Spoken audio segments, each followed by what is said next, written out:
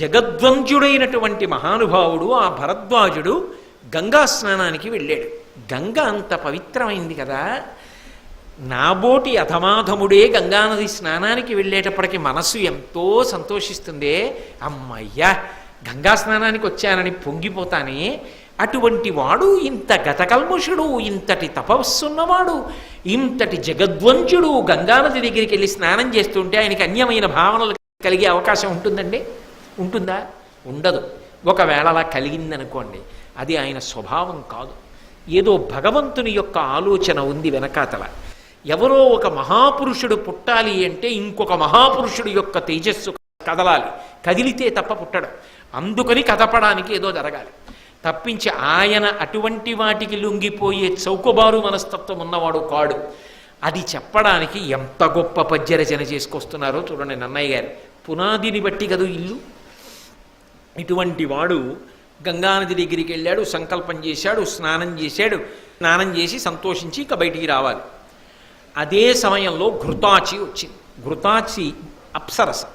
అప్సరస అంటే వాళ్ళు నీటిలోంచి పుట్టిన వాళ్ళు అని. అప్సరస అంటే నీటి నుంచి ప్రాదుర్భావమును పొందిన వాళ్ళని అప్సరసలు అని పిలుస్తారు. ఒక్కొక్క అప్సరస జీవితం ఏమో కానీ మహాత్ముల యొక్క పుట్టుకకు కారణమవుతారు. ఘృతాచి ఇద్దరు మహాత్ముల యొక్క పుట్టుకకు కారణమైంది. ఘృతాచి వలన ద్రోణాచార్యుల వారు పుట్టాడు. ఘృతాచి వలన శుకాచార్యుల వారు పుట్టారు. శుకుడు పుట్టుకతో మహాజ్ఞాని, భక్తి జ్ఞాన వైరాగ్యములు కలిగినవాడు. భాగవతాన్నంతటినీ కూడా లోకానికి ఇచ్చినవాడు మహానుభావుడైనటువంటి శుకబ్రహ్మ. అటువంటి శుకబ్రహ్మ వ్యాసుడికి పుట్టడానికి కారణం ఘృతాచిని చూడడమే. శుకబ్రహ్మ పుట్టడానికి ఘృతాచి కారణం.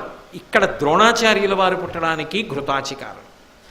ఆ ఘృతాచి కూడా అదే సమయంలో స్నానం చేసి బయటికి వెడుతోంది. ఈయన ఆమె వంక చూశాడు. ఆయన ఏం చూస్తాడు? ఆయన శరీరములు చూడడం. ఇది చెట్టు, ఇది పుట్ట, ఇది పాము, ఇది ఈగ, అది కాదు ఆయన చూసేది. ఆయన భగవంతుణ్ణి చూస్తాడు. అటువంటి వాడి బుద్ధిలో అకస్మాత్తుగా మార్పు వచ్చింది. ఆమె వంక చూడగానే ఆయన యొక్క రేతస్సు స్ఖలనమైంది, ఆయన యొక్క తేజస్సు జారిపడింది. ఉత్తర క్షణమైన గ్రహించాడు. ఘృతాచి అంతర్ధానమైపోయింది. ఓ, నాకు ఇటువంటి ఆలోచన మనసులో రాకూడదు. ఆలోచన వచ్చిన ఉత్తర క్షణంలో నా తేజస్సు స్ఖలనము కాకూడదు. స్ఖలనమైంది అంటే దీని వెనక భగవంతుని యొక్క ప్రణాళిక ఏదో ఉంది. అందుకని ఆయన ఏం చేశాడంటే చేతిని ద్రోణము చేశాడు. అంటే దొప్ప చేసి తన యొక్క తేజస్సుని పట్టి తీసుకెళ్ళి ద్రోణ కలశమునందుంచాడు. ద్రోణ కలశశ్చ మే వాయవ్యాని చ మే అని వేదంలో రుద్రాధ్యాయంలో చెప్తాం కదా. యజ్ఞమునందు కానీ పూజలో కానీ పరమ పవిత్రమైన పదార్థమును ఉంచడానికి ఉపయోగించేటటువంటి పాత్రకి ద్రోణ కలశమని పేరు. అందులోకి తీసుకెళ్ళి వీర్యాన్ని నిక్షేపించాడు.